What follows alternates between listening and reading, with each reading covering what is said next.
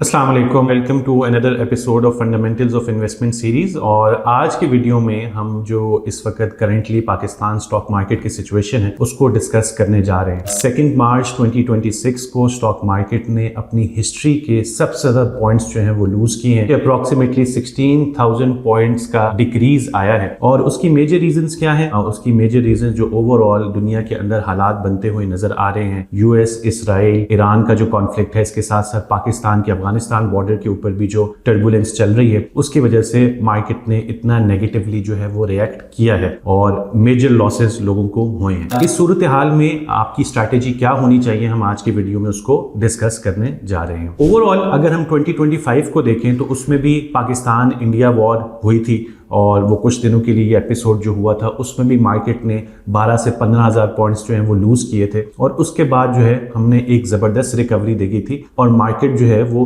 1,10,000 points से increase करके उसने 185-187,000 पॉइंट्स तक भी गई है पिछले ये कुछ महीने के अरसे में। अब अगेन इस वक्त मार्केट जो है वो सब्सटैंशियली नीचे आई है और उसमें एक वजह तो ये भी थी कि हम पीछे ये ट्रेंड देख रहे थे कि लोग अपने प्रॉफिट्स को बुक कर रहे थे और स्टॉक मार्केट आहिस्ता आहिस्ता नीचे आ रही थी, कि एक बहुत जबरदस्त रैली हमने देखी थी जिसके जरिए वो मार्केट जो है 180,000 प्लस के पॉइंट्स पे गई थी। लेकिन आज के दिन की ये जो सिचुएशन है ये स्पेसिफिकली जो है वॉर रिलेटेड है और हम ये देख चुके हैं कि पिछले साल में जब वॉर रिलेटेड इशू हुआ था तो उसके बाद स्टॉक मार्केट ने एक वी शेप जो रिकवरी दिखाई थी, यानी ड्रास्टिकली वो नीचे आई थी और उसके बाद फिर जबरदस्त रिकवरी हुई थी। तो इस वक्त आपकी स्ट्रैटेजी क्या होनी चाहिए? अगर तो आप एक ऐसे इन्वेस्टर हैं जो ऑलरेडी इन्वेस्टेड हैं स्टॉक मार्केट के अंदर, तो उसमें मेरी एडवाइस यही होगी कि 2 से 3 दिन के लिए आप कोई एक्शन ना करें और वेट एंड सी करें। मार्केट को टाइम करना बहुत मुश्किल होता है। अगर आप ये सोचेंगे कि आज के दिन में आप एग्जिट कर जाएंगे और 1-2 दिन में अगर कोई पॉजिटिव न्यूज आती है तो आप दोबारा एंट्री कर जाएंगे, तो अमूमन ये एक इंडिविजुअल इन्वेस्टर के लिए मुश्किल हो जाता है। तो आई वुड सजेस्ट कि आप वेट एंड सी करें। दूसरी कैटेगरी उन लोगों की है जो स्टॉक मार्केट में इन्वेस्टमेंट करने का सोच रहे थे लेकिन अभी तक उन्होंने इन्वेस्टमेंट नहीं की। तो ऐसे लोगों के लिए मशवरा ये होगा कि फॉर एग्जांपल आपके पास अगर 1 लाख रुपया है जो आप इन्वेस्ट करना चाहते हैं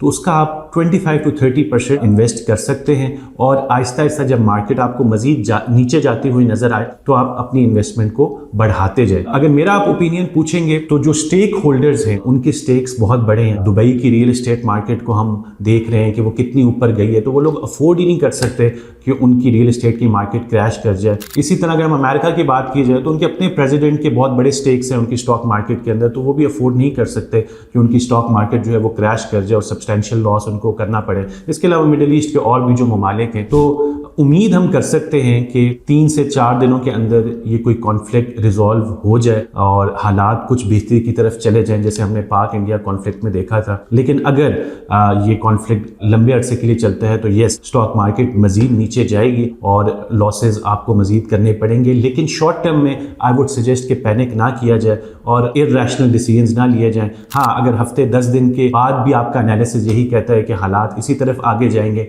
तो yes, then you can exit और फिर आप किसी और एसेट क्लास में इन्वेस्टमेंट कर सकते हैं। इन केस आप इन्वेस्टमेंट रिलेटेड न्यूज़ में इंटरेस्टेड होते हैं या इन्वेस्टमेंट रिलेटेड इंफॉर्मेशन हासिल करने में इंटरेस्टेड हैं तो हमारे चैनल को आप सब्सक्राइब कर सकते हैं। हमारा नंबर स्क्रीन पर मौजूद है, आप हमसे रब्ता भी कर सकते हैं। Thank you for watching this video.